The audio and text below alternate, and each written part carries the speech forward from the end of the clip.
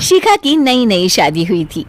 उसका मायका और ससुराल दोनों कानपुर में ही थे, इसलिए उससे मिलने उसके भाई अक्सर आते जाते रहते थे।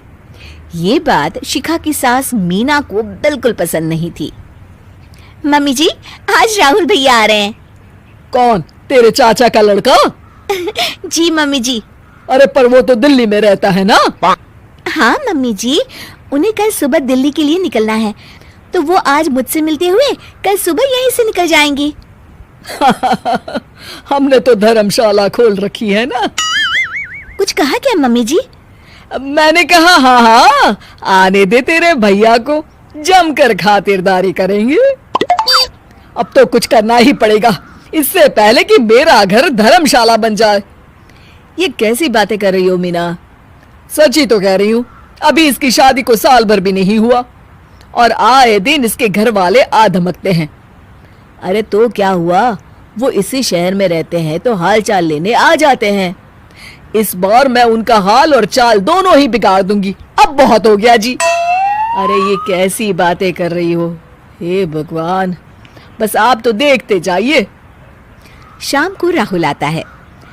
नमस्ते आंटी, कैसे हैं आप लोग? हम लोग तो ठीक है, तुम कैसे हो बेटा? मैं भी अच्छा ही हूँ आंटी। बस आज रात के बाद नहीं रहोगे। चलिए भैया, मैं आपको हमारा घर दिखाती हूँ।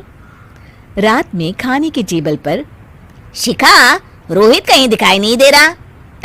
जी भैया, वो ऑफिस के काम से बाहर गए हैं, कल शाम तक आएंगे। अच्छा अच्छा।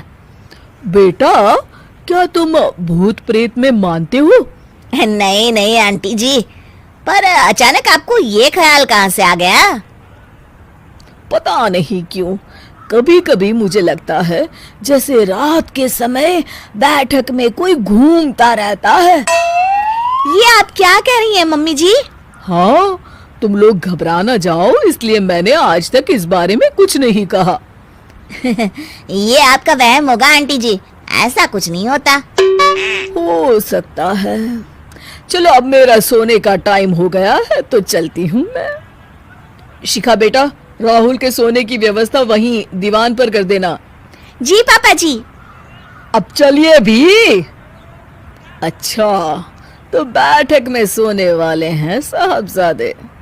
क्या बड़बड़ा रही हो? कुछ नहीं, आप सो जाइए। मीना और महेश के सोने के बाद शिखा और राहुल आपस में बात कर रहे होते हैं, तभी डोरबेल बजती है।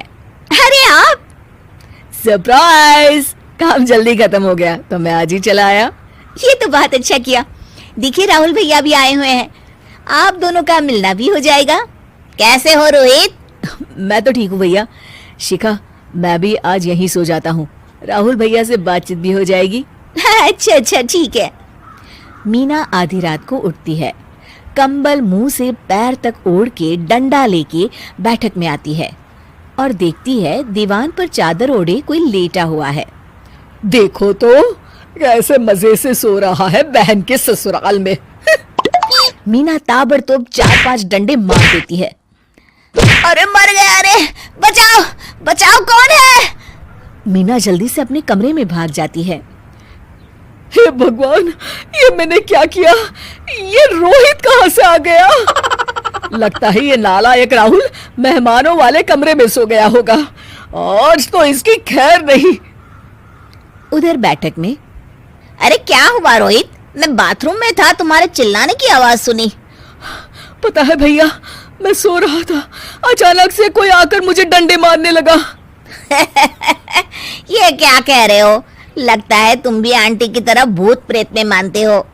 नहीं नहीं भैया, सच में कोई आया था। मैं तो जा रहा हूँ मेहमानों वाले कमरे में सोने के लिए। इस समय अपने रूम में जाऊंगा तो शिखा की नींद खराब हो जाएगी। ठीक है भाई, जाओ तुम, जहाँ तुम्हारा भूत डंडा लेके ना आ सके। थोड़ी देर बाद मीना कंबल ओढ़ के डंडा लेकर मेहमानों वाले कमरे में पहुंच जाती है। वो बिस्तर पर सोए रोहित को फिर डंडों से मारने लगती है। अरे मर गया, अरे मर गया। तू भूत प्रेत में नहीं मानता ना? ये ले, अब डंडे खा। हैं? ये तो माँ की आवाज है। रोहित कंबल खींच देता है। बेटा तू! अरे ये क्या कर रही हो माँ? मार मार के मेरा भरता बना दिया आपने। माफ कर दे मेरे लाल, मैंने तो तुझे ही मार मार के लाल कर दिया। मैं तो उस राहुल के बच्चे को सबक सिखाना चाहती थी। राहुल भैया को? हाँ बेटा, मुझे लगा अगर उसे डंडे मारूंगी तो शिखा के मायके वाले यहाँ आना छोड़ देंगे। हे भगवान, माँ, ये घर शिखा का भी है, उसके घर वाले जब चाहे आ सकते हैं।